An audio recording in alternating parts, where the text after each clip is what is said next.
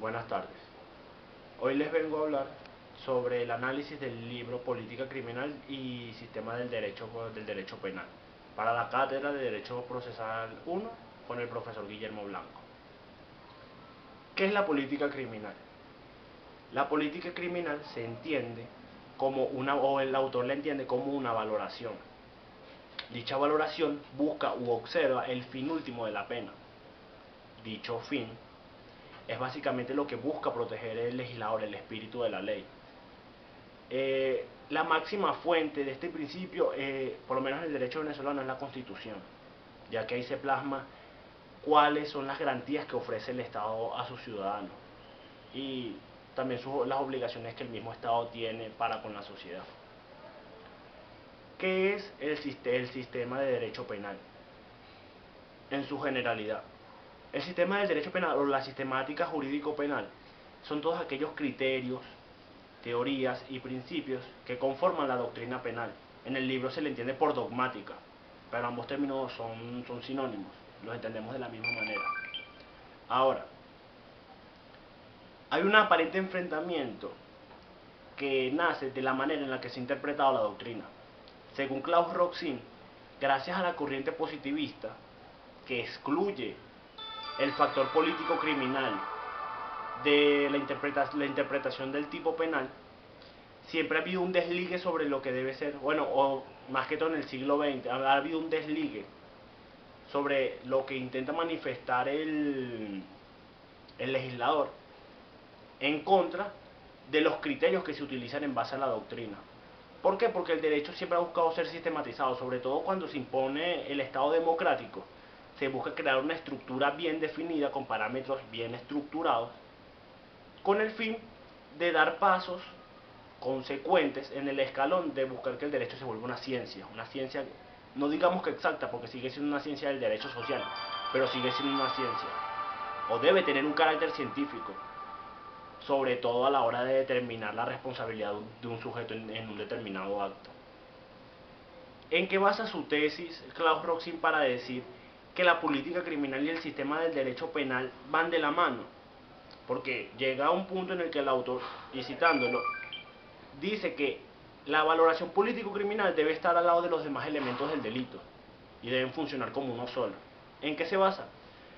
Cita como ejemplo las causas de la justificación o la teoría de la participación. Por lo menos en el caso de las causas de la justificación se alude directamente a la antijuricidad, porque la persona que defiende su vida legítimamente está protegiendo un bien jurídico tutelado, está protegiendo el bien jurídico tutelado de la vida.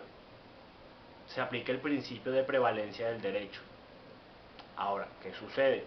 Que igualito sigue cometiendo un acto que se puede considerar punible, pero el legislador no especifica si la persona de determinada manera es atacada, puede proceder a defenderse, no, utiliza criterios que vienen de la doctrina como el principio de proporcionalidad, el principio de prevalencia del derecho, y también utiliza una valoración político-criminal, porque en la tipificación de las causas de justificación te habla más de una generalidad de preceptos que se deben tener en cuenta. No te habla de casos específicos.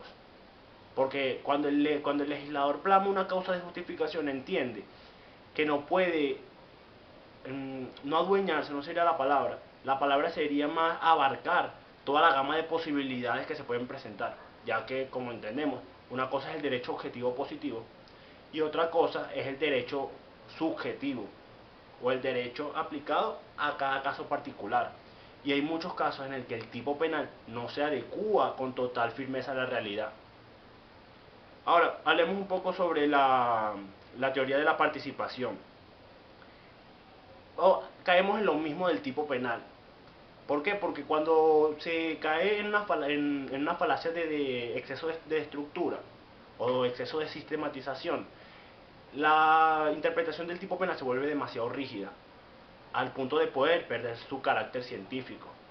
O incluso puede haber casos en lo que como doctrina sería correcto, pero sería contrario a derecho.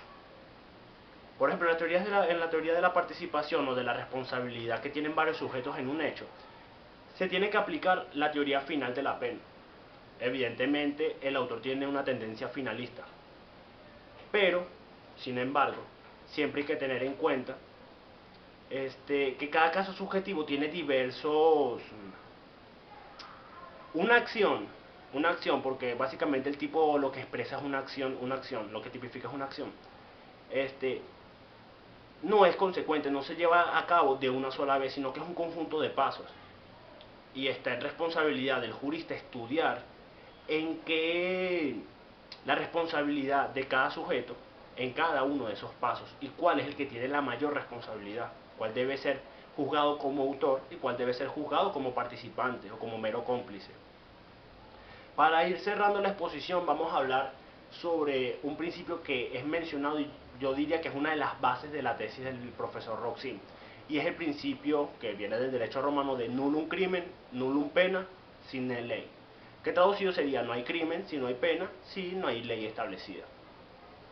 Esto es muy relativo porque caemos igualmente en la tipicidad, caemos igualmente en la rigidez del tipo o en la excesiva rigidez en la interpretación del tipo, ya que si bien para que un delito exista tiene que estar previamente establecido en la norma, a veces, y cayendo otra vez en lo, y no es por ser redundante, pero estamos cayendo en lo mismo, que necesitas aplicar criterios, necesitas tener una comprensión social de cuál es el bien que ha sido afectado y cómo debes protegerlo.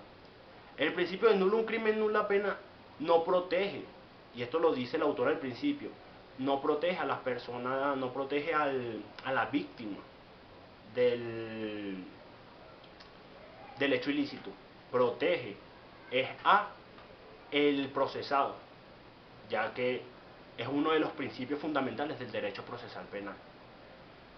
Para no ser muy extenso, esta ha sido toda mi exposición, espero que le haya parecido pertinente y bueno, muchas gracias.